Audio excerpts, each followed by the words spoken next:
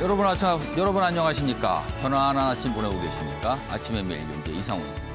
어제가요 여름의 시작인 입하였는데요. 기온이 상당히 높았습니다. 오늘도 이른 더위는 계속된다고 하니까요. 한낮에 혹시 외출하실 땐 가벼운 옷차림이 좋겠습니다. 자, 그럼 일면 기사부터 바로 전해드립니다. 먼저 매일 경제 일면 굿기사입니다. 정권이 바뀌는데 공공기관장을 보니까 250여 명 어색한 동거를 하게 생겼다는 겁니다. 왜 그럴까요? 여기 보시면 문재인 정부 이제 곧 끝납니다. 그런데 문재인 정부에서 임명된 기관장들 70%가 임기 1년 넘게 남았다는 겁니다. 그러면은 차기 정부와 같이 상당 기간 가야 된다는 거예요. 그런데 원래 이제 공공기관이라는 게 뭐 에너지, 부동산, 그다음에 정책금융 등등등 이런 분야인데 새 정부 정책과 뭔가 같이 가는 측면이 있잖아요. 그런데 임명한 정부가 다르고 그다음에 나머지 임기 채워야 되는 또 정부가 다르다면 뭔가 엇박자가 있을 수 있다. 자, 이거는 어떻게 보면 정권이 바뀔 때마다 과제로 떠오른 겁니다. 자, 이번엔 중앙일보 확인해 보겠습니다. 미국 금리 빅스텝 시작이다. 빅스텝. 그러니까 걸음걸이를 아주 크게 걸었다는 뜻이죠. 기준금리를 0.5%포인트를 그냥 한 번에 올렸습니다. 그래서 빅스텝 이런 표현이 나옵니다. 자, 그렇다면 우리나라 역시 금리 인상 압박이 커졌다는 겁니다. 왜 그런가 하면요. 여기 설명이 돼 있군요. 자, 미국 연방준비제도 이사회 페드 22년 만에 금리를 가장 큰 폭으로 올렸는데요. 연내 두어 차례 더 올릴 것 같다는 겁니다. 자, 우리나라는요. 미국과 우리나라 금리가 금리 역전이 되면은 자본 유출 등등등 굉장한 많은 파장이 있어서 우리도 미국이 올리면 같이 올릴 수밖에 없다. 이런 얘기가 나오고 있습니다. 그렇다면은요. 이자 부담이 점점 커진다. 이런 뜻도 됩니다. 다음은 한국일보 보시죠. 자, 전국 최대 뇌관이 된 한동훈 법무부 장관 후보자 이런 제목이죠. 그리고 한덕수 총리 후보자와 인준 뭔가 연계해서 지금 처리할 듯하다는 거죠. 그리고 이런 가운데 윤석열 당선인은 한동훈 후보자에 대해서 철회할 수 없다. 뭐 다 간다. 약간 이런 기류로 나오고 있답니다. 좀 더 보죠. 자, 여당에서는요. 총리 인준을 무기로 낙마 1순위로 한동훈 후보자를 조준하고 있습니다. 자, 국민의힘에서는요. 이건 노골적인 협박이다. 너무 방어 태세를 갖추고 있고요. 9일 이 법무부 장관 후보자 청문회가 열리는데 가장 주목을 받고 있죠. 정면 충돌이 벌어질 것이다. 이렇게 전망하고 있습니다. 마지막으로 국민일보 사진을 좀 보겠습니다. 어제가 어린이날이었죠. 한눈으로 좀 봐주세요. 엄청납니다, 사람들이요. 사진에서 그대로 보여주는데 여기가요. 어린이날 발 디딜 틈 없는 에버랜드. 그렇죠. 뭐 무슨 이런 어린이날 때면 많은 분들이 가시는 건데 지난해는 여기 텅텅 비었거든요. 근데 어제는요 이렇게 빽빽하게 그리고 더군다나 야외에서 이제 마스크를 안 써도 되잖아요. 그러니까 뭔가 좀 더 홀가분한 분위기에서 이렇게 많은 분들이 찾았다는 겁니다. 아유. 그러면 이게 아이들이 놀이기구 타려고 굉장히 많이 기다렸을 것 같은 모습입니다.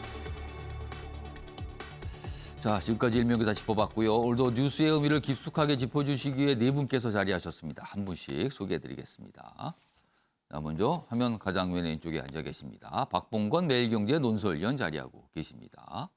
그리고요, 그 옆에는요, 김남국 더불어민주당 의원 나오셨습니다. 그리고 세 번째 자리에는 장해찬 인수위 청년소통 TF 단장 자리하고 계십니다. 마지막 자리에는요, 이종훈 시사평론가 나와 계십니다. 자, 네 분 안녕하세요. 네, 안녕하세요.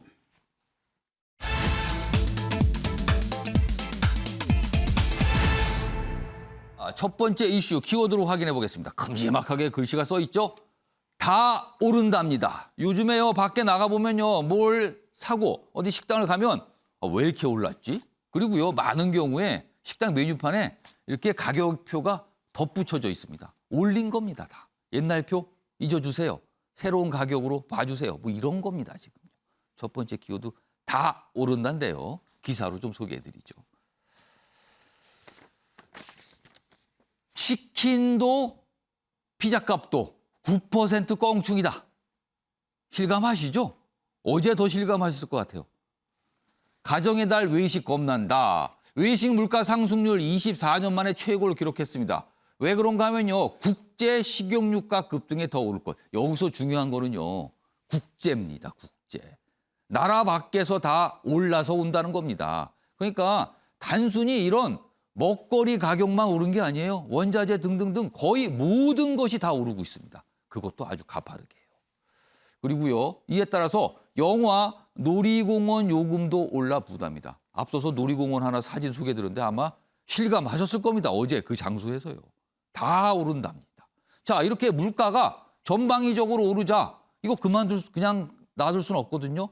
전 세계 정부가 움직이고 있는 겁니다. 다음 기사를 보겠습니다. 자, 인플레이션과의 전쟁입니다. 그렇습니다. 모든 나라들이 지금 이거에 고민이 있습니다. 그리고 어제 미국, 그리고 지난 4일 미국에서 조치가 있었죠. 금리 빅스텝 시대 서막을 올렸다는 겁니다. 미국 현지 시간으로 4일입니다. 미국 연방준비제도 이사회가요. 22년 만에 가장 큰 폭으로 기준금리를 올린 겁니다. 자, 이게 기준금리예요. 모든 금리 상정을 여기서부터 시작하거든요. 그렇다면 여기서 더해지는 겁니다. 대출할 때, 뭐 예금할 때 다 더해지는 겁니다. 여기서. 근데 0.5%를 올렸습니다. 여기 그래프를 좀 봐주세요. 이 빨간색이 미국의 기준금리 2019년서부터 좀 보여주거든요. 2.5% 정도였죠. 그 이후에 이 코로나 등등 여러 가지 경기 침체 요인이 발생하니까 금리를 낮췄어요. 경기를 살리러. 그래서 쭉 떨어지죠. 그래서 거의 0에 접근한 기간이 상당히 갔습니다. 그러다가 올해 들어서 본격적으로 계속 올리고 있죠. 지금 쭉쭉쭉. 그래서 최대 1%까지 올린 겁니다. 미국은 이렇게 범위로 금리를 정해주거든요. 0.75에서 1% 이 사이. 자, 우리나라도요. 비슷한 과정을 거쳤어요. 여기 회색으로 돼 있습니다. 높았다가 내려갔죠. 그리고 최근 들어서 올립니다. 계속. 그리고 지금은요. 1.5%인데 미국보다 좀 높죠. 이 상태입니다. 좀 더 보겠습니다. 자, 내달부터 보유자산을 줄이고 공격적인 긴축, 그러니까 금리를 올리면 긴축이라고 합니다. 40년 만에 최고 수준의 인플레이션 때문에 어쩔 수가 없다는 거죠. 그리고 향후 더 몇 번 더 올릴 것 같다는 겁니다. 그리고 0.75%포인트, 이거는 0.5보다 더 크게 올리는 거잖아요. 이렇게까지는 올리지는 않지만 그래도 계속 올린다. 이렇게 시사를 했습니다. 자, 설명을 들었는데요. 조금 어려운 내용입니다. 좀 잘 아시는 분을 좀 전화로 연결하겠는데요. 추동훈 매일경제 뉴욕 특파원입니다. 지금 전화 연결돼 있습니다. 준비 중인데요. 자, 추 특파원 나와 계시죠? 네, 안녕하십니까. 매일경제신문 추동훈 뉴욕 특파원입니다. 예. 자, 일단 금리가 0.5% 굉장히 크다. 그래서 빅스텝이라 표현되는데 가장 궁금한 거는요. 왜 올린 겁니까? 그리고 지금 이게 이렇게 금리를 올린 게 어떤 의미를 갖는 겁니까? 네, 금방 앵커님께서 말씀하신 대로 현재 미국을 비롯해서 글로벌 경제는 시계 제로의 위기 상황에 처해 있습니다. 자, 코로나 바이러스가 불러온 실업률 증가 문제는 여전히 진행 중이고요. 예. 유동성 확대가 불러온 인플레이션 압박이 러시아의 우크라이나 침공으로 장기화되고 있는 상황입니다. 이러한 유동성을 줄여나가고 코로나로 흔들린 경제를 정상화하기 위한 연방준비제도의 강력한 무기가 바로 금리 인상인데요. 현재 인플레이션 부담이 정책 당국의 예상치보다도 훨씬 높다 보니까 이를 좀 더 발빠르고 강력하게 좀 대응을 해야겠다. 이런 판단에서 25bp가 아닌 50bp를 한꺼번에 올리는 정책 결정을 내린 것이다. 이렇게 보시면 될 것 같습니다. 자, 그러니까 물가 걱정 때문에 금리를 올렸다는 건데 그러면은 금리를 올리면 아무래도 돈값이 비싸지는 거죠. 그러니까는 물가를 좀 잡을 수 있다. 이렇게 연결이 되는데 반대로요. 금리가 너무 올라가게 되면은 돈을 빌리기가 어렵고 그렇다면은 뭔가 쓰거나 투자하기 어렵고 경기 침체로 이어진다. 이런 걱정이 있는 거 아닙니까?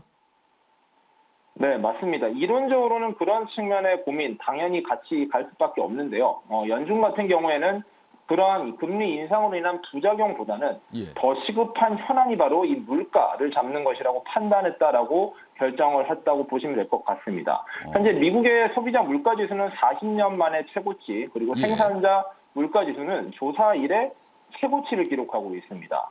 이렇다 보니까 자칫 더 방치하다가는 돈의 가치가 종이 조각으로 전락해 버릴 수 있다. 그럴 경우 전체 경제가 완전히 망가질 수도 있다라는 우려의 목소리가 커지고 있는데요. 예. 그렇다 보니까 일단 금리를 신속하게 올림과 동시에 유동성을 축소시키는 정책을 함께 시행해서 인플레이션을 먼저 잡겠다라는 정책 당국의 정책적 결정이라고 해석하는 게 맞을 것으로 해석됩니다. 걱정은 되지만 급한 불, 이거 물가 잡는 게 급한 불이다. 여기에 좀 중점을 뒀다는 말씀인데요. 그런데요. 이 금리 인상 발표가 있는 날, 그리고 어제까지 뭐 한 이틀 정도 지났는데 그 사이 미국 주식시장을 보면요. 이 금리 관련 발표가 있는 4일은 주식시장이 오히려 올랐어요, 많이. 그리고 어제 간밤에, 우리 시간으로 어제 간밤에 미국 시장 열렸는데 큰 폭으로 떨어져서 3% 넘게 하락을 했어요. 널찍인데 이건 무슨 현상입니까? 어떻게 이해해야 됩니까, 이 현상은?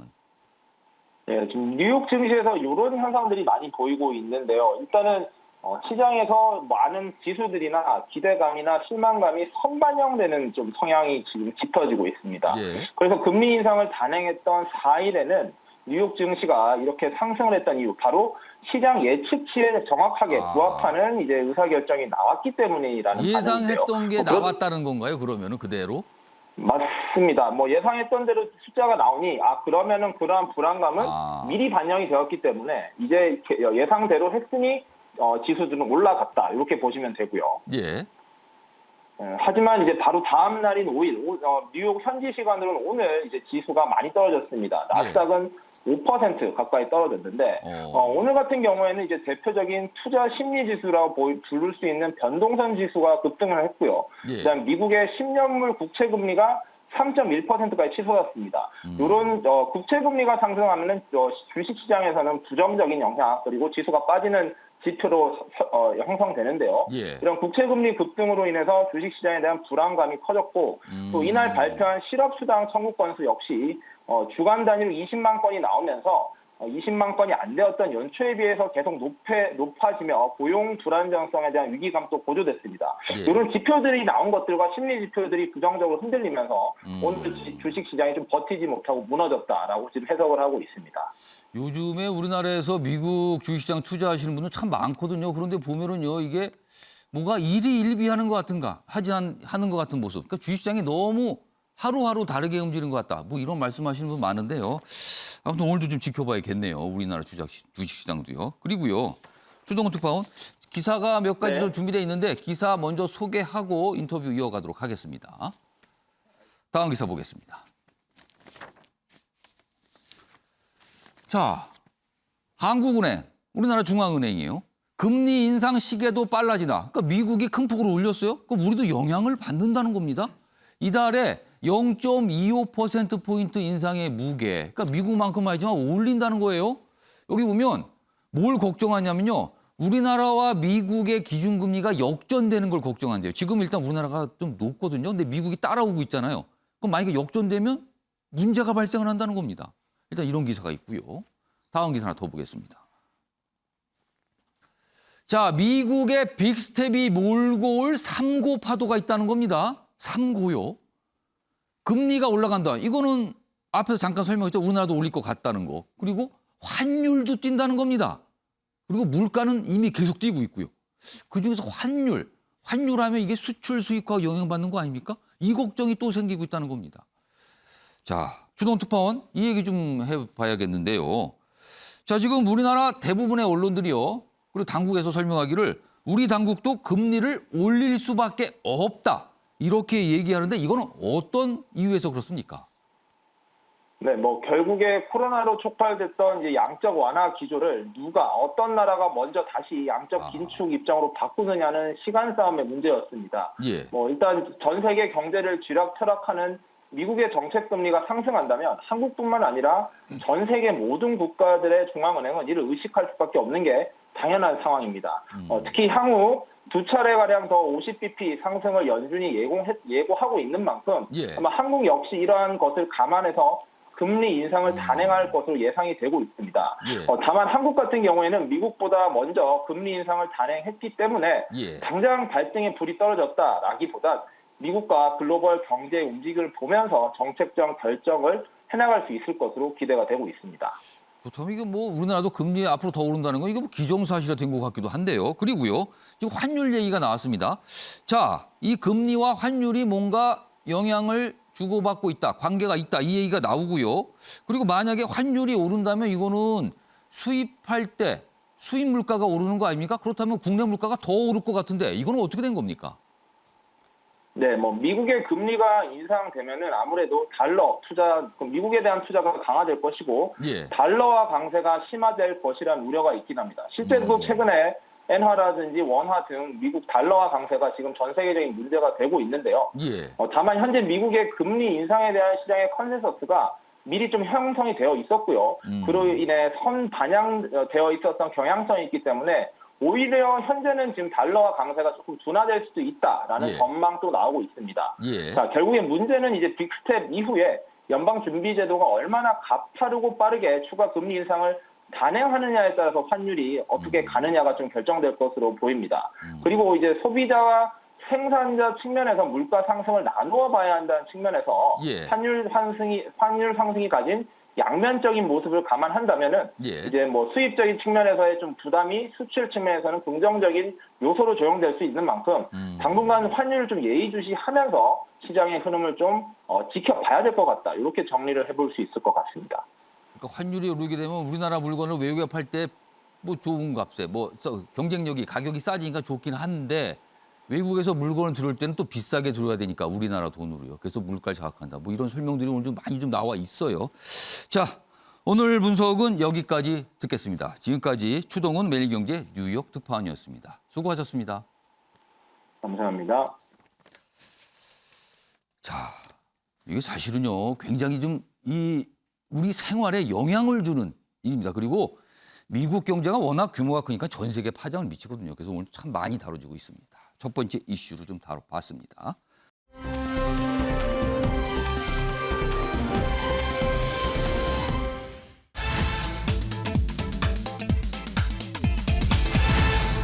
자, 두 번째 키워드는 공천 쇼핑입니다.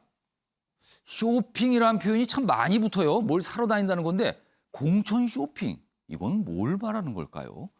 먼저 첫 번째 기사 보겠습니다. 이 내용과 죄송합니다. 공천 쇼핑이 관련이 있다고 지금 이 기사들이 오늘 나와 있는데 이재명 인천 계양을 안철수 경기도 성남 분당 갑 대선 후보들 두 달 만에 재등판할 것 같다. 이 기사는 거의 기정사실화해서 쓰고 있습니다. 국회의원 재보궐선거가 지방선거와 같이 치러지잖아요. 근데 이렇게 출마 뜻을 굳혔다라고 보도가 나오고 있습니다. 뭐 이런 보도가 오늘 한두 군데가 아니에요. 이렇게 나와 있어요. 그런데요, 여러 가지 각도에서 이 상황을 볼 수 있는데 다음 기사는 공천 쇼핑으로 보고 있습니다. 보시죠. 지방선거 흐리는 공천 쇼핑이다. 지금 여기 보면 아랫부분에 제목이 있죠. 안철수, 이재명 정치적 재기를 노리면서 별다른 연고도 없는데 지역구 국회의원에 출마한다고 나오는 거다. 여기서 방점은 본인의 정치적 재기. 근데 연고 있습니까? 이렇게 물어보고 있고요. 그리고 다른 분들도 소개돼 있어요. 지금 국민의힘 대구시장 경선이 얼마 전에 끝났는데 여기 패하신 분도 두 분 있어요. 여기 김재원, 유영아. 근데 여기 홍준표 의원이 대구시장 후보가 되면서 여기 지역구를 내놨거든요. 수성울입니다. 여기에 또 출마한다고 손을 들었습니다. 이런 거. 그리고 저기 보면 대전시장 경선 떨어진 후 사퇴했던 서초구청장. 또 이런 현상도 있다 그래요. 지금 민주당에서는. 그래서 이거 뭐 하는 겁니까? 이거 공천 쇼핑 하십니까? 이런 반응이 나옵니다. 자, 이와 관련해서요. 이 중에서 가장 큰 이슈는 사실 이재명, 안철수 이 두 정치인에 대한 이슈거든요. 어제 민주당에서 민주당 상임군과 관련된 얘기가 브리핑, 기자회견이 있었고요. 그리고 안철수 인수위원장은 계속 질문을 받죠. 두 가지 영상 묶었습니다. 보시죠. 인천을 이기면 전국에서 이길 수 있습니다. 격전지 인천 출마가 필요합니다. 이재명 상임고문께 간곡히 계양을 출마를 요청합니다. 포잡는 칼로 다 잡는 거 아니냐 이런 비판 여론들 한게 나온 걸로 알고 있는데 그렇습니다. 근데 저희는 생각이 좀 다릅니다. 선거는 전쟁입니다. 전쟁에서는 필요한 모든 자원이나 자산을 다 동원해야 합니다. 탱크가 필요할 때는 탱크를 동원해야지 소총을 동원해서는 선거 이길 수 없습니다. 분당갑 출마는 좀 어떻게 생각하고 계신지 지금? 아니요, 이제 지금 뭐 다른 말씀드릴 그런 상황이 아닙니다. 장갑이 아니더라도 이재명에 맞서서 해야 이유가 있습니다. 지금 민주당 내에서는 이재명 상임고문 보고 출마해다 이 목소리가 점점 더 커지고 있고요. 그리고 지금 방금 안철수 인수위원장 며칠 전 영상이지만은요. 안 한다 얘기를 절대 안 하죠. 그리고 오늘 기사가 있습니다. 이거 지방선거 이거 흐리는 공천 쇼핑 아닙니까? 이런 기사가 있습니다. 박봉건 의원님. 공천 쇼핑이라는 표현이 등장했습니다. 이거 어떻게 보셨어요? 보통 지방선거라는 게 풀뿌리 민주주의의 상징 아니겠습니까? 예. 그 지역의 정치 일꾼을 뽑는 거예요. 근데 최근 상황을 보면은 이거 한번 나갔다가 안 되면 이거라도 하지. 뭐 하나 걸려들면은 하나 하겠다. 그 지역에 대한 어떤 철학이랄지 어떤 예. 비전이랄지 이런 큰 그림 없이 예. 내 이익만 얻겠다는 거죠. 그 사실은 이렇게 뭐가 출마하는 그 간격이 굉장히 짧아요, 지금. 네. 그래서 이건 지역민에 대한 그 예의도 없는 거고 그 지역민 안중에도 없이 자기 이익만 취하겠다는 건데 기본적으로 지금 가장 또 이슈가 되는 것도 뭐 안철수 인수위원장도 지금 분당 연고가 예. 없고 지금 또 요즘 관심이 큰 게 이재명 예. 상임고문 개항을 출마 여부를 놓고서 지금 말이 많은데 예. 솔직히 맞지는 않죠. 부적절하죠. 왜냐하면 대선이 끝난 지 지금 2개월도 안 됐습니다.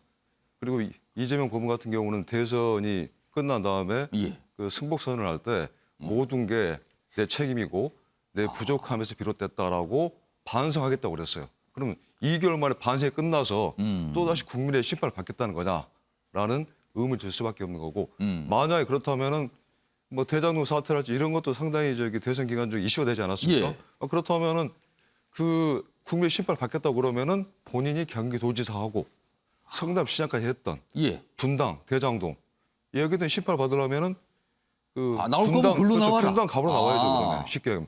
개항은 솔직히 민주당 텃밭 아니겠습니까? 그 손 안 대고 코 푸는 곳인데 대선 후보께서 이렇게 쉽게 배지를 달려고 이쪽으로 옮긴다. 아무 연고도 없는데 보통 국민들이 쉽게 수긍을 하지 못할 것 같습니다. 그러니까 뭔가 이 반발 또는 비판 이런 거 꽤 있지 않는가 이렇게 좀 지적을 해 주셨어요. 자, 이종훈 평론가. 네. 공천 쇼핑이라는 표현이 등장하는데 이거 어떻게 읽으셨어요? 공천 장사, 예. 묻지마 공천에 이어서 이제 공천 쇼핑이다 이런 얘기가 나오는데 새로운 표현입니다. 이거는. 최근 특히 이제 이번 6.1 지방선거를 앞두고 나서 대구 지역에서의 그 모습이 공천 쇼핑의 대표적인 사례가 될 것 같아요. 대구시장 국민의힘 경선에서 탈락한 유영하 변호사 그리고 김재원 전 최고위원 등이 대구시장 경선에서 홍준표 의원에게 밀려 탈락하니까 홍준표 의원의 지역구인 수성을 지역에 이제 국회의원 배지를 노리고 출마하겠다. 예. 다 몰려갔어요, 탈락자들이. 아. 근데 이거 왜 이렇게 하냐면 사실은 수성을 지역, 대구의 수성을 지역은 국민의힘 공천만 받으면 된다. 깃발만 꽂으면 된다라고 생각하기 때문에 가는 거거든요. 생각이 아니라 사실상 지금 그동안 과정을 보면 그렇지 않았습니까? 그래 왔죠. 그래 예. 왔기 때문에 후보들이 그렇게 생각을 하고 공천을 받기 위해서 글로 다 뛰어든 건데 대구시장 하겠다. 갑자기 이제 예. 나는 아니 대구시장 경선에 떨어졌으니까 이쪽으로 가겠다 이러는데 아까 윤 의원님도 말씀하셨지만은 이건 정말 지역민들에 대한 예의가 아니죠. 지역민들에 대한 예의도 아니고 그리고 지역민들 입장에서 또 한번 생각해 주셔야 될 게 뭐냐면 예. 이런 공천 쇼핑이네, 공천 장사네, 묻지마 공천이네 이게 가능한 게 그리고 지역 유권자들을 무시하는 이런 행태가 가능한 게 어찌 보면 지역 유권자들이 그동안 묻지마 투표를 해줬기 때문이에요. 그냥 찍어준다. 예. 이번에 묻지마 투표를 하지 않는다면 아마 이런 공천 쇼핑에 대해서 예. 우리 여야가 모두 깜짝 놀라지 않을까. 정치권이 바뀌는 계기가 되지 않을까도 생각해 봅니다. 일단 뭐 정치권은 또 이런 공천 쇼핑 뭐 아무리 뭐 언론에서 지적을 하고 누가 뭐래도 갈 것 같아요, 그냥 분위기는. 그래서 다음 기사도 나오죠. 보겠습니다. 이재명 상임고문과 관련된 기사입니다. 자, 이재명 실리냐 명분이냐 개항을 분당갑 선택 고민 이렇게 돼 있네요. 어떤 기사는 괴양을로 다 정해졌다라고 또 얘기하는 데가 있고 어떤 기사는 아직 안 정했다고 되는 데가 있고 여기는 또 둘 중에 고민이라고 또 하고 있어요. 근데 여기 보면 재미있는 표현이 실리를 찾을 것이냐 명분을 내세울 것이냐 뭐 이렇게 두 가지로 지금 뭔가 좀 돼 있네요. 지금 이런 고민이라는 겁니다. 자, 이와 관련해서 오늘 마침 김남국 의원께서 나와 계십니다. 김남국 의원께서는 제가 알기로는 이재명 전 후보, 이재명 상임 고문의 생각을 아주 잘 아시는 국회의원 중에 한 분이다. 이렇게 알고 있는데 그래서 질문을 좀 드려야겠어요. 보궐선거 출마 이거 어떻게 됐습니까? 결심을 했습니까? 아닙니까? 저도 속 시원하게 좀 알고 싶은데요. 아직은 좀 신중하게 지켜보고 있는 정도라고. 아직은 신중하다라는 거는 마음이 그러면 출마 쪽으로 기울었다는 뜻이에요? 뭐라고 이렇게 좀 말하기는 좀 어려운 그런 상황인데요. 출마 안 한다는 아닌 거네요, 그러면은. 제가 예. 한 2, 3주 전까지 계속 말씀드렸던 것은 예. 어떤 정치적 고려 계획 이런 거 없다라고 말씀을 드렸다라고 이렇게 말씀드렸어요. 김남국 의원께서는 그런 거 없다라고 네. 계속 말했어요. 실제 그렇게 말씀을 드렸었고 예. 원래 계획을 잡고 있었던 거는 지난 대선 때 정말 많은 국민의 사랑을 받고 예. 또 많은 분들의 도움을 받았기 때문에 지방선거 전에 그런 분들에게 이제 보답하고 또 이제 전국을 좀 돌아다니면서 좀 인사하면서 좀 이제 감사하다는 그 보답하는 그런 어떤 일정을 계획을 하고 있었던 그런 상황이었습니다. 계획만 하고 아직은 그 일정 시작하진 않았습니까? 그것만 계획을 좀 하고 있었는데 예. 지금 이제 최근에 갑자기 이제 당의 요청이 앞서 본 인터뷰에서도 예. 인천의 선거가 좀 매우 어렵다. 그리고 또 인천 선거뿐만 아니라 당의 어떤 전반적인 어떤 지지율이 조금 빠지고 있는 그런 상황이기 때문에 저 전에 바로 직전 대선에서 1,600만 표의 표를 모았던 이재명 상임 고문이 선거 좀 전면에 나서서 예. 이 선거를 조금 대대적으로 좀 이끌어야 되는 거 아니냐. 한마디로 좀 당을 위해서 희생하는 모습을 좀 보여야 된다라는 그런 이야기가 좀 계속 나오고 있는 당에서 겁니다. 계속 요청이 있다 지금. 네. 예. 그러다 보니까 이재명 상임 고문으로서도 여러 이제 비판이 있는 걸 충분히 알고 있고 예. 또 명분이 좀 부족하다라는 그런 이야기를 듣고 있는 상황이기 때문에 예. 희생을 좀 손해를 감수하고서라도 당을 위해서 또 출마를 해야 되는 것 아니냐라는 그런 지금 고민을 하고 있는 상황입니다. 그럼 고민을 하고 있다는 건 분명해 보여요. 그러니까 출마 안 한다 한다가 아니라 고민 중이다. 그러니까 할 수도 있다라는 걸 열어둔 거잖아요. 그러면. 고민을 할 수밖에 없는 게 예. 당장에 정치적으로 본인에게 손해가 된다고 나 안 해, 안 한다라고 이게 하기가 어려운 게 예. 바로 직전까지 대선에서 당의 모든 정말 자원과 모든 예. 도움을 받아서 대선을 치렀었는데 당이 어려울 때 도와달라고 지금 이렇게 요청을 하고 있는데 나한테 손해되니까 안 한다라고 이렇게 또 매몰차게 바로 또 거절하기가. 거절하기가 좀 쉽지 않은 그러면은 그런 이 고민 상황. 중이잖아요. 이 고민이 끝나고 명확하게 출마를 하겠다? 아니다. 이번엔 출마하지 않는다. 이거 언제쯤 결론 나올 것 같아요? 13일이 마지막 이제 등록일로 알고 있습니다. 후보 등록. 네, 그래서 이번 주말까지는 정리가 돼야 되지 않을까. 그렇게 그러면 빠르면 일요일 정도에는 입장 표명, 늦어도 월요일 정도에는 입장 표명 이렇게 기대해도 됩니까? 네, 그렇게 돼야 되지 않을까 이렇게 생각합니다. 그럼 일요일 또는 월요일에는 뭔가 매듭이 저질 수 있다는 김남국 의원의 설명이었습니다. 네, 이렇게 이야기했는데 오늘 나오면 좀 깜짝 놀랄 것 같은데요. 아마도 지금 이재명 상임군이 이 방송을 보시면서 뭐 또 고민할 수도 있어요. 그러면은 지금. 자, 이와 관련해서 어제 뭐 방금 전에 이 민주당 의원들의, 그러니까 민주당 인천 지역 의원들이 어제 기자회견을 했거든요. 그 내용에서 추가적인 질의응답이 있었어요. 그 내용도 준비했습니다. 보시죠. 이재명 고문의 그 정치적 기반이 경기도인데 네. 인천에서 그 선거에 출마하는 데 대한 비판이 좀 있습니다. 네. 전국이 다 본거지고 전국이 다 지역구라고 생각을 하고 있습니다. 그래서 우리 당에서 가장 필요한 지역구에 나오시는 게 맞다. 오늘 김병관 의원님이 분당갑도 고문이 나오시면은 자기가 물러나겠다고 했는데 저희들 입장에서 본다면 분당이라는 조그만 곳보다는 인천이라고 하는 그래도 비교적 큰 곳에서 승부를 내주는 게 맞다. 대학원은 송영길 전 대표가 우선이라고 하시는데 어떻게 가장 위험하고 어려운 지역군이 꼭 그렇지 않습니다. 송영길이라는 큰 그 거목이죠. 그렇기 때문에 우선한 것이죠. 그거 누가 나가는 자에 따라 달라지는 것이지 그렇게 만만한 적은 아닙니다. 자, 김남국 의원님, 이거 네. 추가 질문을 좀 안 드릴 수가 없어요. 3가지 질문이 나왔어요. 그러니까 왜 하필 인천 보궐선거입니까? 인천 연구도 없잖아요. 그리고 분당은 차라리 연구가 계신데 왜 분당은 안 가십니까? 거기에 지금 출마하시는 분이 자리 비켜줄 수 있다 이 얘기까지 하셨는데 요게 하나가 두 가지가 질문이 나왔어요. 먼저 이거 좀 설명을 좀 해주셔야 이제 될 것 뭐 같아요. 여러 가지 이유가 있을 건데요. 우선은 이재명 상임고문이 선거 출마나 이런 것들을 당장 고민하고 있지 않는데 당에서 필요로 하는 곳, 예. 어떤 곳에 선거에 이재명 상임고문이 필요하냐 이게 가장 우선인 것 같습니다.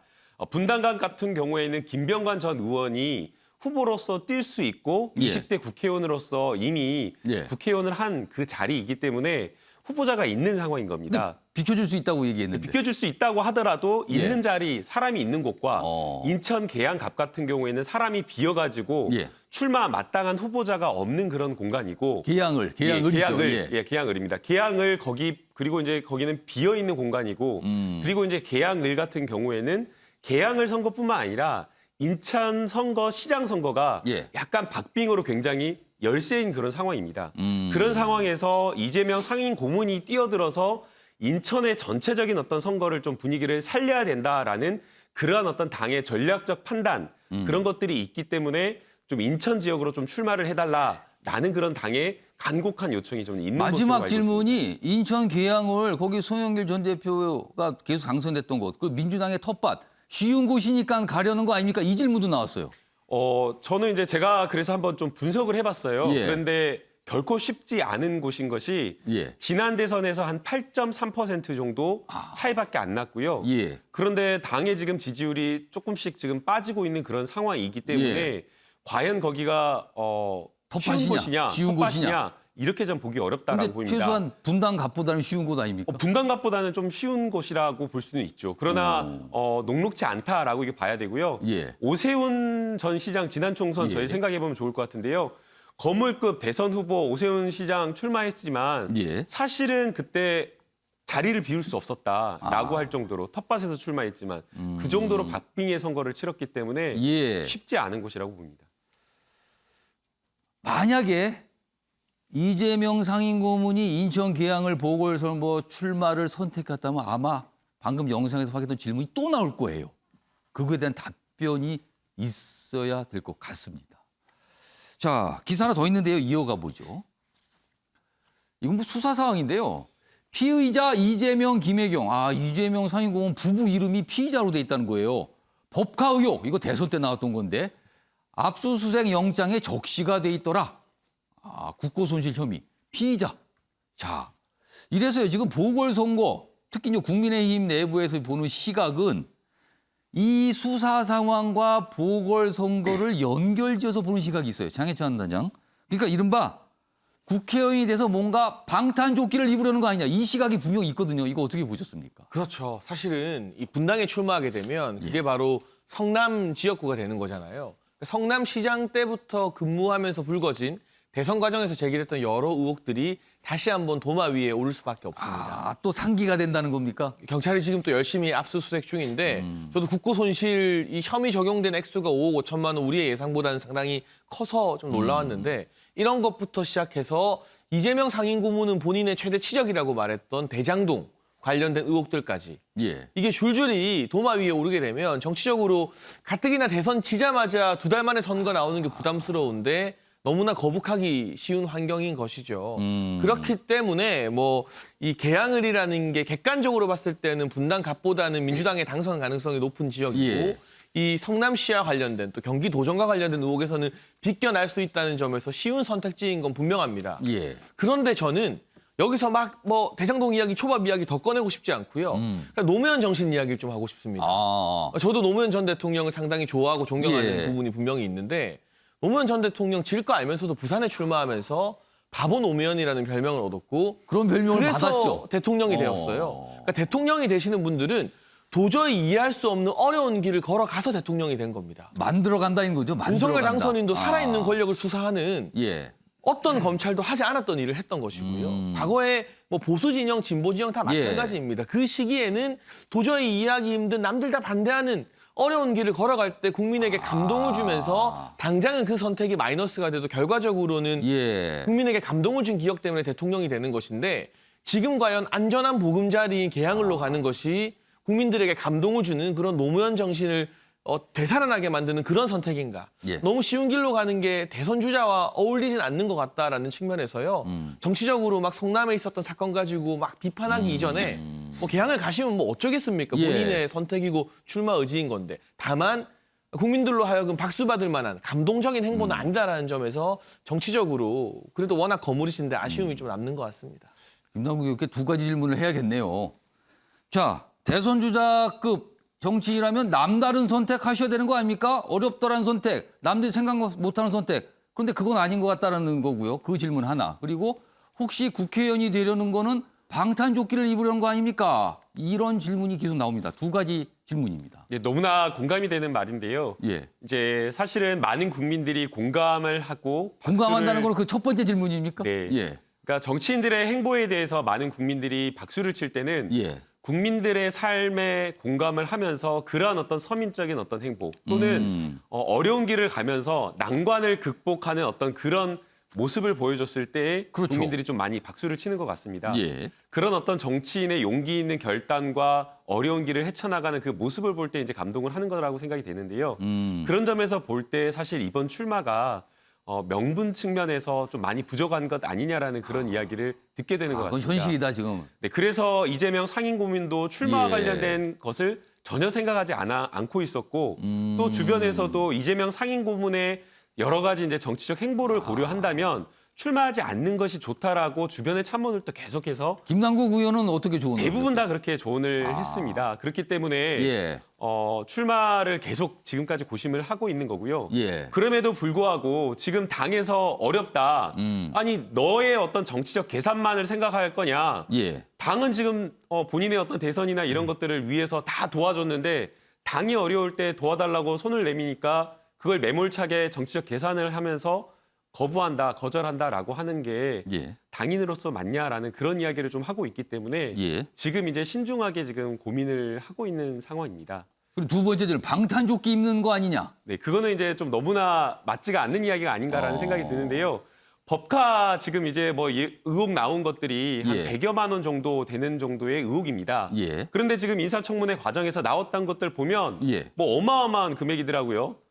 후보자들 보니까 뭐 휴일에 썼던 금액만 하더라도 1년치 모아놓으니까 수천만 원 나오고 예. 초밥 이야기 지금 뭐 그 경기도 도지사 시절에 초밥 이야기했는데 예. 원희룡 지사는 초밥이 아니라 오마카세 막 16만 원짜리 막 그런 곳에서 먹었다라고 이야기하면서 예. 굉장히 문제가 되는 이야기가 심각하고요. 그 다음에 대장동 같은 경우 원희룡 지사 뭐 대장동 일타 강사라고 해서 예. 비판을 했는데 원희룡 지사 제주도 지사 시절에 오등분 개발했는데요. 오등분 개발 사업 같은 경우에는 공익 환수가 0원입니다. 대장동은 5,505원이라고 예. 하는 어마어마한 금액을 공익 환수했는데 어떻게 비판할 수 있는지 납득이 가지 않기 때문에 예. 지금 나오고 있는 뭐 압수수색 영장에 예. 지시는 5억 5천여만 예. 원도 5억 5천만 원. 예, 터무니없는 금액인 겁니다. 경기도도지사 시절에 법카를 썼다라고 예. 하는 100여만 원의 그 의혹을 가지고 성남시장 시절에 채용했다라고 하는 그 월급을 예. 다 전부 다 포함해가지고 금액으로 이렇게 했기 때문에 이거는 좀 문제가 있다라고 생각이 되고요. 흠집 내기 어떤 그냥 고발이었던 것으로 생각이 됩니다. 이 부분은 뭐 시각이 달라요. 지금 국민의힘에서 방탄조끼 얘기 자꾸 꺼내거든요. 근데 지금 김남국 의원께서는 방탄조끼 자체가 성립이 안 되는 거다 지금 이런 뭐 반론이셨는데 이건 좀 지켜봐야 될 사안입니다.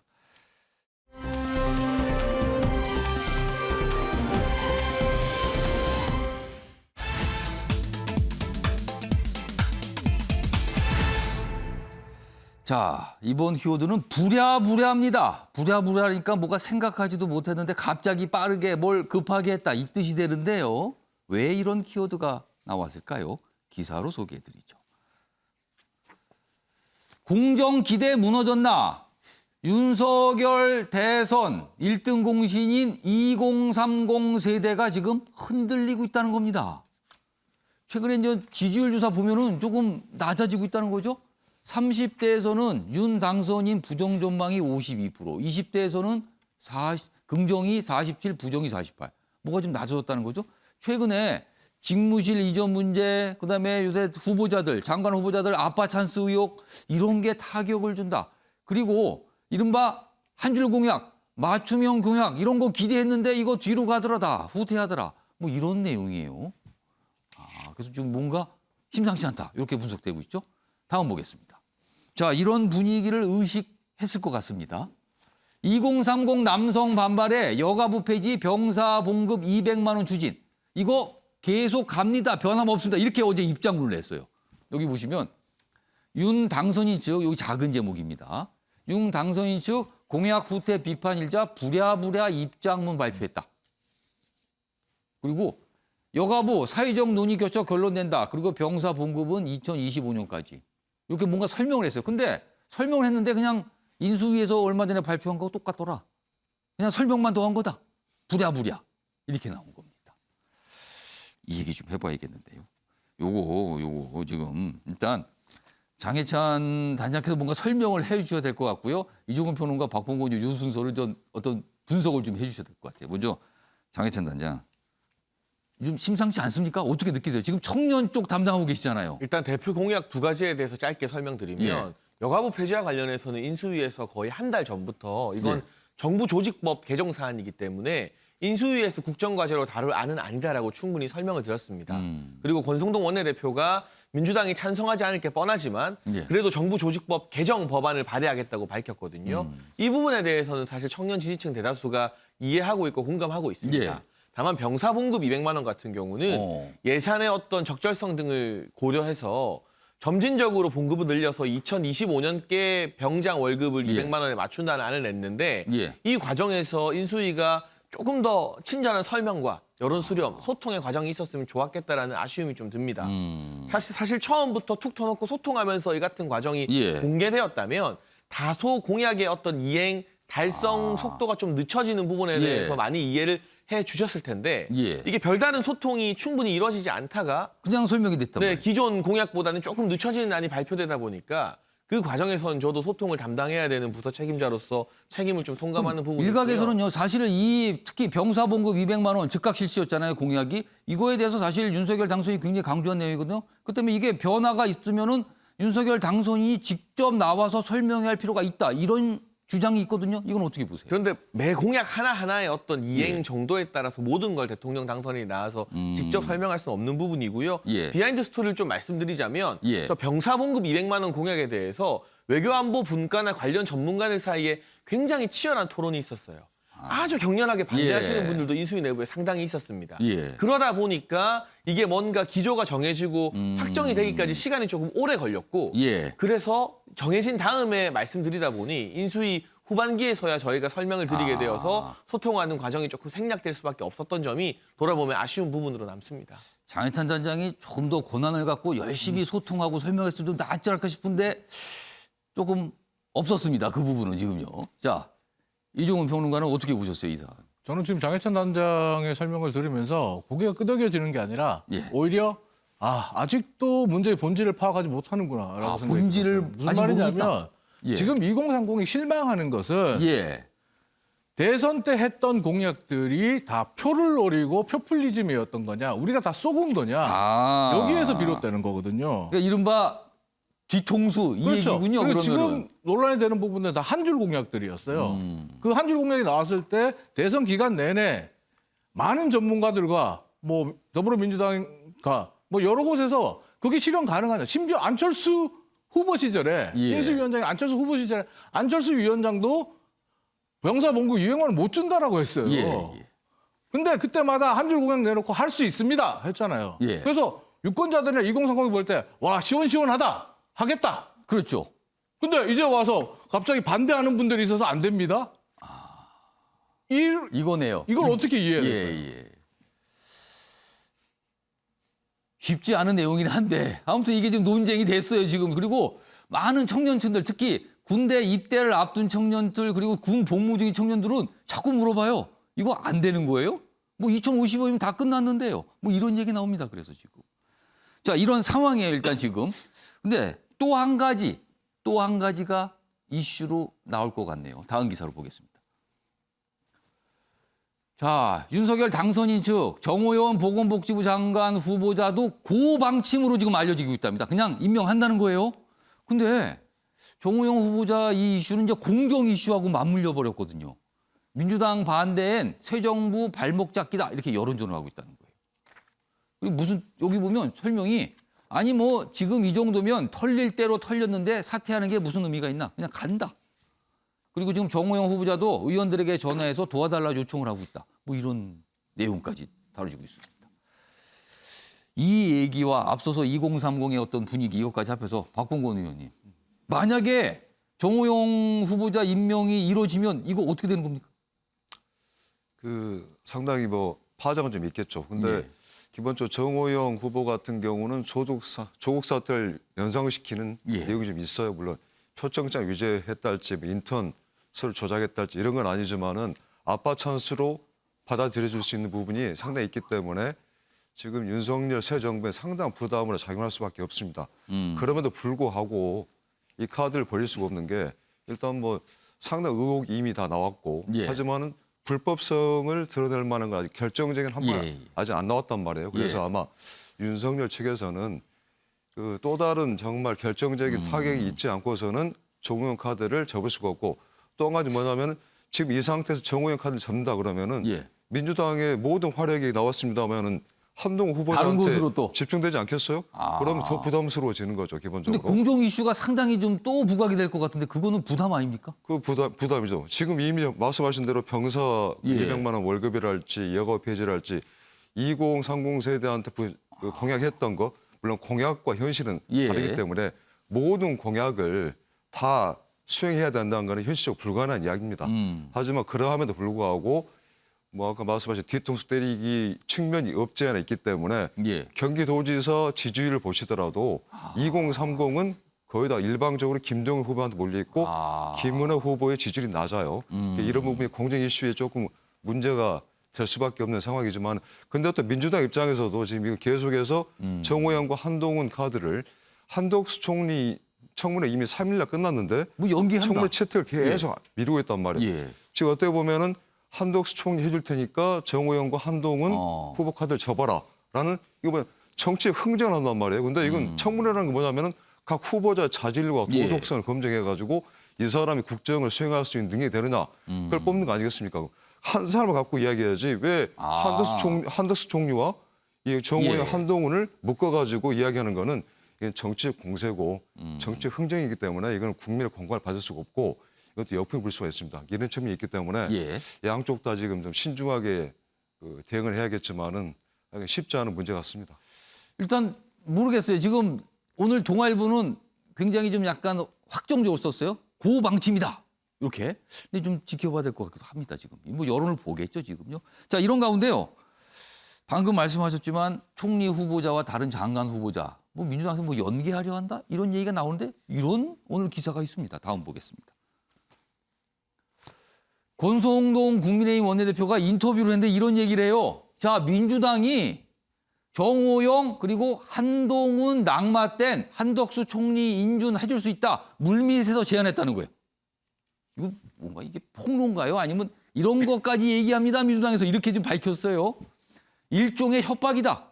공직 후보자 연좌제를 지금 하겠다는 건가? 이렇게 반발하는 내용을 인터뷰에서 했습니다. 이 얘기 좀. 그리고요. 이 내용과 관련된 만평도 하나 있거든요. 보시죠. 그 상황을 좀 묘사하고 있어요. 여기 보면 협치는 이미 물 건너갔고 그렇습니다. 지금 뭐 청문회라는 이 외나무 다리에 올라가 있는데 민주당은 칼을 들고 앞에 지금 누가 서 있어요? 한덕수. 거기 일개 칼잡이부터 넘겨라. 그러면 넘기면 여기를 넘겨주겠다 이 뜻인가요? 근데 뒤에 보면 윤석열 당선인 뒤에는 한동훈, 정호영 뒤에 서 있네요. 이쯤 되면 우리 막 간다. 고다.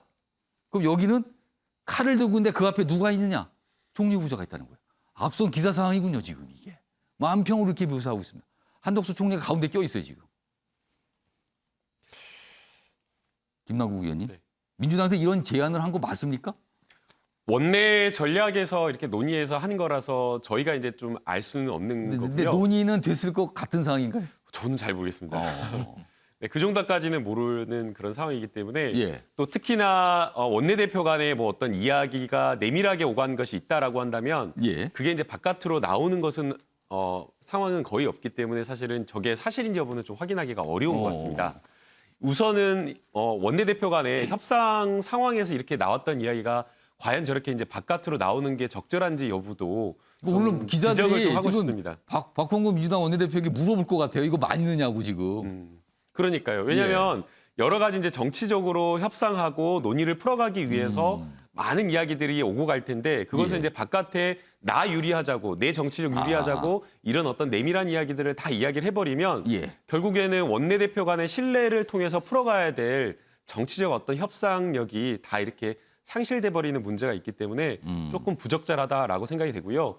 내용상으로도 좀 저는 권성동 의원의 저 이야기가 맞지가 않은 것 같습니다.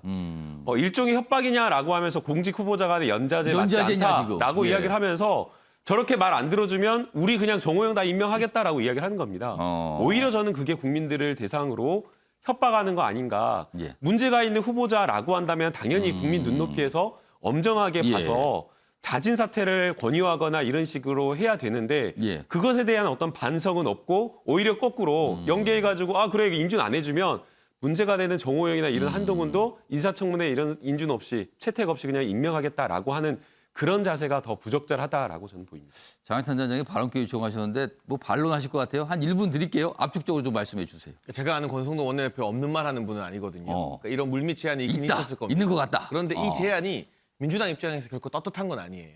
박홍근 원내대표가 한 라디오 프로그램에 나와서 예. 한덕수 후보자 인준과 다른 장관 임명 문제에 연계될 수 있다고 했다가 그 다음 날에는 꼭 연계된다는 것은 아니고라고 말을 바꾸셨거든요. 그러니까 정치적 옳고 그름의 관점에서 봤을 때 예. 총리 후보자 인준과 장관 임명을 연계지어서 바터로 삼는 것은 결코 옳은 일은 아닙니다. 다만 저는 국민의힘도 양보할 건 양보해야 된다고 생각합니다. 정호영 후보자까지 우리가 지키겠다고 하는 거 저 국민의힘 사람이지만 개인적으로는 이해가 잘 되지 않습니다. 굉장히 부담스럽습니까? 네, 그 부분에 대해서는 국민의힘이 한번 국민 정서를 더 고려해봐야 되고 예. 민주당 같은 경우는 정부가 출범 때부터 마비되지 않도록 총리 인준에 예. 대해서는 전향적인 자세를 보이는 각자의 한 발짝씩의 양보가 필요한 지점 아닐까 싶습니다. 김남국 의원 발언기회 요청하셨는데 이번엔 30초 드릴게요.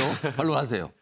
네, 합리적인 의견이라고 생각이 됩니다. 정부가 5월 9일, 5월 10일 날 이제 출범을 하기 때문에 예. 그 전에 이제 여러 가지 인사청문과 관련된 절차를 충분하게 협조하는 게 필요하다라고 생각이 됩니다. 그렇게 되려면 총리 인준을 비롯해서 인사청문 절차가 예. 완전하게 제대로 되는 게 중요하다고 생각이 되고요. 예. 다만 이제 이게 제대로 되려면 결국에는 문제가 있는 후보는 국민의 어떤 시각에서 자진 사퇴나 낙마시키는 게 저는 맞다라고 보이고요. 예. 그렇지 않은 후보는 저희도 국회에서 청문 절차를 잘 거친 다음에 청문 보고서를 제대로 채택할 것이니까 이에 맞춰서 또 여야 간에 제대로 된 좀 협상이 있었으면 하는 바람입니다. 지금 두 분 말씀 중에 자진 사퇴 또는 낙마해야 될 후보, 그렇지 않을 후보 뭐 이렇게 누구라고 얘기 안 하고 그냥 표현만 하셨어요. 시청자 여러분께서는 머릿속에 떠오르시는지 모르겠습니다.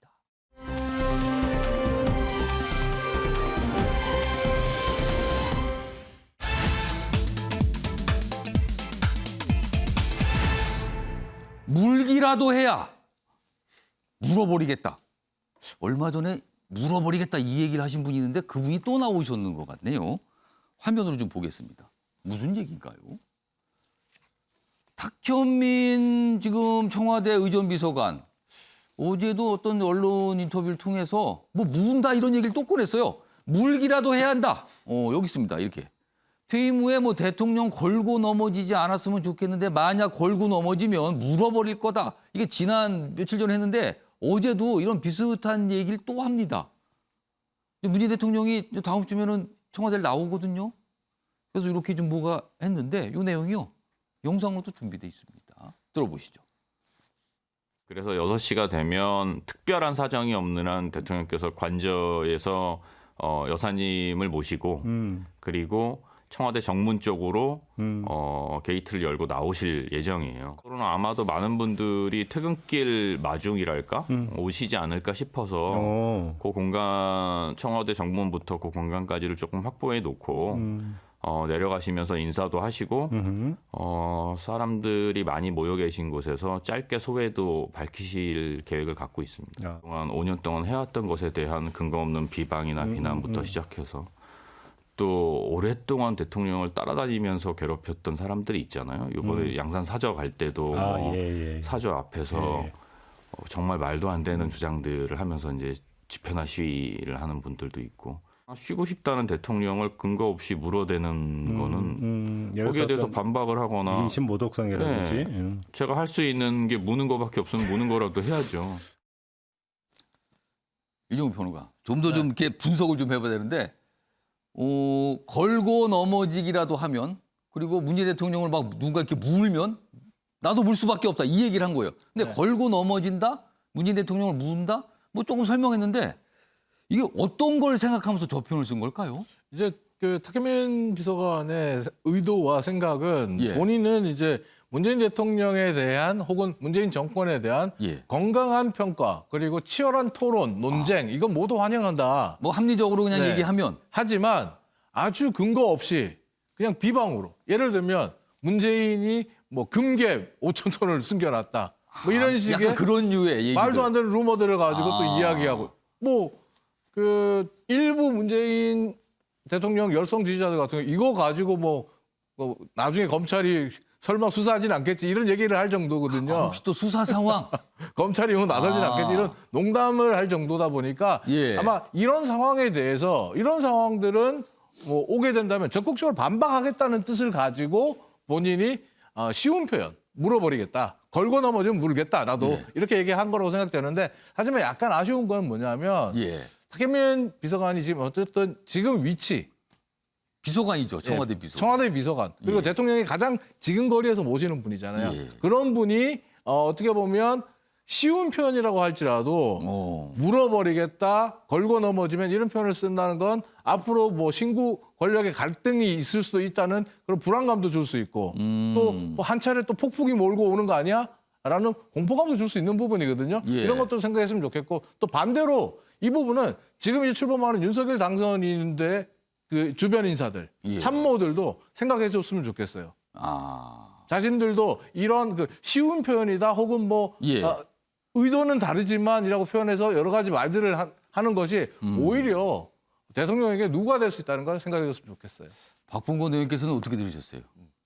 저는 기본적으로 예. 탁현민 비서한테 미안한 얘기지만은 예. 왜 이분이 이렇게 언론에 노출이 자주 되는지 잘 이해가 안 되는데. 언론 인터뷰도 자주 해요. 그러니까 예. 의전 비서관이 하는 일이 뭡니까? 의전이 뭡니까? 윗사람 모시는 거 아니겠어요? 예. 의전 비서관 하는 일이 대통령이 잘 돋보여야 될 행사를 기획을 하고 뭐 동선 짜고 뭐 축사 순서 자리 원래 배치하고. 의전을 하시는 전담하시는 분은 잘 드러나지 않죠. 그렇죠. 마쿠에서 역할을 하기 때문에 전면에 나선 일이 없습니다. 그리고 국민들이 의전 비서관이 누군지 잘 모르고요. 솔직히 예. 알 필요도 없고요. 예. 그런데 이분은 희한하게 청와대 현안마다 시식 토크 나서가지고 입장을 밝힌단 말이에요. 청와대 국민소통 수석의 역할을 하고 있어요. 제가 볼 때는. 전번에 저기 김정수 여사 옷값 논란 때도 예. 남의 옷장을 열어봐도 되느냐라면서 국민의 알 권리를 조롱을 했고 그 이후에도 그 대통령 그 청와대 집무실 이전 관련해서도 예. 그 여기 안 쓸 거면 우리가 쓰면 안 되느냐. 나는 솔직히 도가 넘는 거죠. 국민이 뽑은 대통령 당선인한테 맞대거리를 하는 그런 그 이후에 대통령이 형식이었어요. 약간 경고성 발언도 하셨는데요. 그렇습니다. 그래서 대통령이 그래서 그 언사를 자제하라고 이야기했지 않습니까? 근데도 말 듣지 않아요. 그 다음에 또 나온 게 지금 이거 아니겠습니까? 물어버린다. 물어버리겠다고 그랬지 않습니까? 물어버리겠다 그 자체의 표현도 원색적이지만은 논란이 컸잖아요. 훅폭풍이 거셌는데 또 나와서도 그만하게 뭐 이상하냐. 문제 없다라고 이야기하는데. 다시 한번 강조한 셈이 됐는데. 네. 저는 이렇게 의전비서 이렇게 힘이 센지 몰랐습니다. 여하튼 간에. 근데 이거는 의전비서가 할 역할이 아니고 예. 누가 좀 나서서 말려야 되는데 예. 말린 사람이 없는데 누가 좀 말씀하셨죠. 입마개가 필요하다고. 좀 그런 자제하시라 이 말씀 뭐 이걸 강하게 하셨어요 지금. 다음은 이제 민주당과 관련된 상황인데요. 지금 앞서 만평도 봤지만 뭐 협치는 물 건너갔다 뭐 이런 표현 자꾸 나오는데 다음 사안 역시 이게 이 사안이 이슈로 여야가 대립하게 되면 또 협치는 진짜 정말 물로 건너간 게 아닌가 싶기도 하네요. 이겁니다. 검수완박 처리하자마자 민주당이 말을 바꿨다. 법사위원장 국민의힘에 못 넘긴다. 지금 법사위원장을 민주당에서 담당하고 있거든요. 근데 이게 지난해 여야 합의로 뭔가 약속한 사항인데 이걸 번복하려는 거예요, 지금. 이제는 민주당이 야당이니까 법사위원직 유지하는 게 맞다. 논리는 야당 됐으니까 우리가 해야 된다. 이 논리를 갖고 왔거든요. 근데 중수법 처리 이런 거 생각한 거 아닙니까? 지금 이렇게 또 보는 시각이 있어요. 국민의힘에서 당연히 반발하고 있고요. 자, 그럼요. 작년입니다. 작년에 뭔가 발표한 게 있어요. 그 내용부터 들어보시죠. 21대 국회 후반기 상임위원장 되면 교섭단체 의석수에 따라 하되 법제사법위원장은 국민의힘에서 맡는다. 저렇게 여야가 합의했어요. 근데 이게 번복될 것 같아요. 지금 보겠습니다. 박홍근 민주당 원내대표가 이제 인터뷰에서 이렇게 얘기해요. 국민의힘이 검찰 수사권 조정 합의를 파기하는 걸 보니까 그쪽이 파기했네요. 우리도 파기합니다. 과연 지난해 원구성 합의가 의미가 있을까? 깬단 소리네요. 다음 보겠습니다. 전반기 때 이런 권한이 없어진 원내대표가 전반기 때 이미 권한이 없어진 원내대표, 그러니까 전임 원내대표가 했다는 거예요. 후반기 원구성까지 결정하고 가는 거는 이거 안 맞는다. 권한 남용이다. 이렇게 얘기해요. 다음입니다. 후반기 원구성 협상은 원점에서 다시 해야 된다. 모든 가능성 열어두고 다시 논의한다. 그러니까 법사위 그냥 그대로 가져가겠다. 이 뜻으로 보입니다. 이런 상황에서요. 권성동 원내대표 반응 보였어요. 인터뷰에서. 그럼 좋습니다. 민주당 야당이라서 법사위원장 갖겠다면 국회의장은 여당에게 넘겨라. 국회의장 주세요. 김남국 의원님. 국회의장 주면 법사위원장 그냥 계속 하게 해주겠다는 반응인데 이거 어떻게 보셨어요? 야, 이게 진짜 굉장히 복잡해진 그런 상황인데요. 이거 협치는 안 보여요. 지금 이 상황에서는 지금. 예. 그러니까 원래 이제 지난번에 윤호중 원내대표가 협상을 할 때 사실은 이게 저는 예측이 됐습니다. 그래서 일단은 권한사항으로도 전임 원내대표가 후임 원내대표에 협상할 수 있는 그 권한을 빼앗아 버리는 게 맞냐라는 그런 그럼 그때 하지 말았어야 되는 거네요. 그러면. 그게 하나 있었고요. 그다음에 이제 두 번째는 대선 결과에 따라서 그리고 여야 상황에 따라서 얼마든지 정치적 상황이 변화하는데 그때 법사위원장을 그냥 무조건 국민의힘에게 주겠다라고 하는 것도 맞지 않는다라는 판단이어서 저는 저때 협상이 잘못되었다. 근데 어떻게 일단 협상을 했는데. 그러니까 그래서 이 상황이 될 거라고. 깨면은 또 깬다고 이제 여러 가지 비판이 나올 거 아니에요. 당연히 비판을 받을 수밖에 없는 그런 국회의장 상황이죠. 달라는데 지금 그러면. 근데 또 국회의장은 또 국회의장 출마하신 분들은 또 한껏 국회의장 되겠다라는 그 생각에 엄청 기대하고 계실 건데 또 과연 그거를 또 얼마나 협상하면서 또 달랠 수가 있을지 쉽지가 않은 그런 상황인데요. 예. 뭐 그래도 그나마 다행인 것은 국회의장 같은 경우에는 다 기대하신 분이 얼마 안 되거든요. 딱 선수가 5선으로 제한되어 있는 분이 한 3-4분밖에 안 되기 때문에 어느 정도 이렇게 이야기가 될 수 있을 걸로 생각이 듭니다. 오늘 주말 앞두고 있는데 이거 가지고 국회에서 또 뭔가 대결들이 벌어지겠네요, 지금. 시간이 많지 않아서 뭐 이슈 몇 개 있는데 한 1분씩 정도 제가 다른 세 분께 발언께 드리겠는데요. 박홍근 의원님. 지금 아까 박홍근 원내대표가 아니 그쪽 중재안 먼저 파기했잖아요. 보니까 안 지키네. 우리도 안 지킬래요. 이런 논리를 갖고 왔어요. 이게 뭔가 빌밀 잡힌 거 아닙니까? 국민의힘이? 뭐 그런 측면이 없잖아 있지만 근데 그거는 솔직히 하나의 핑계에 불과하고 기본적으로 합의는 지키는 게 맞고 근데 그동안 비정상이었잖아요. 비정상의 정성화를 시키는 거죠. 기본적으로.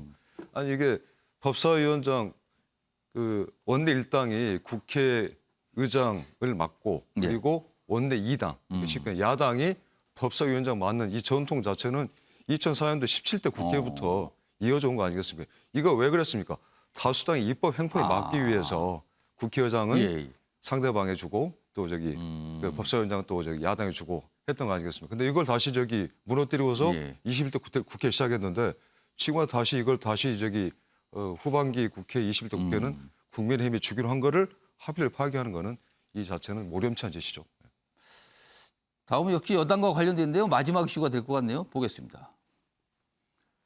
성희롱 발언 논란, 최광욱 분란 죄송하다 이렇게 사과했어요. 근데 박지원 이 공동 비상대책위원장 재집권 실패 잊지 말아야. 근데 지금 또 2차 가해 논란도 있고 막 이래요. 지금 이게 복잡하게 전개되어 있는데 이거 시간이 많지 않아서 한 장해찬 단장하고 이종훈 평론가 한 40여 초씩 발언께 드릴게요. 딱 한 마디씩만 해주세요. 이 사안 어떻게 보셨는지. 장해찬 단장. 저는요. 누구든 실수할 수 있다고 생각합니다. 해서는 안 될 실수지만 실수한 이후의 태도가 더 중요하다고 생각해요. 깔끔하게 사과하고 너무 친한 사이라 나도 모르게 해서는 안 될 말이 튀어나왔다. 그 자리에 계셨던 모든 분들께 사과드린다 하고 당에서 주는 징계 다 경험에 받아들이겠다 하면 이거 이미 끝났을 문제. 근데 사과를 했는데 어렵게 나왔어요. 근데 사과 같지 않은 사과, 변명 같지 않는 변명. 국민을 업신여기는 듯한 이 소위 말하는 짤짤이 이런 게 더 문제인 거예요. 그 표현 설명이 막 나온 거죠. 그게 이제 그 발언을 잘못 오해했습니다. 이 누구든 설명이었는데. 완벽하지 않기 때문에 실수할 수 있습니다. 실수 그 자체보다 그 이후에 수습하는 태도에서 저는 그 해당인의 그릇이 드러난다고 보는데 그 점에서 최강욱 의원은 너무나 자격이 없는 모습을 보여주고 있습니다. 이종근 평론가. 뭐 사족이 좀 아쉽다라는 생각이 듭니다. 지금 장혜찬 단장도 얘기했지만은 실수했다라고 최강욱 그 의원도 인정했어요. 그리고 의도치 않은 발언으로 마음의 상처를 입고 피해를 본 여성 보좌관들, 해당 관계자분들께 죄송하다라고 사과했어요. 여기서 끝냈으면 좋았어요. 근데 이후에 본인이 SNS를 통해서도 글을 남기고 글을 남기는데 자신의 행동을 지지해주고 두둔하는 글. 반대로 박지원 그러니까 비대위원장을 공격하는 내용의 글을 올렸어요. 그런 부분 아쉽다. 네. 그러니까 사과할 때는 깔끔하게 하는 게 가장 좋은데 그렇지 못했다. 뭐 그런 지적이 좀 나옵니다. 아침의 매일경제 오늘은 여기서 마무리하겠습니다. 시청해 주신 여러분 고맙습니다.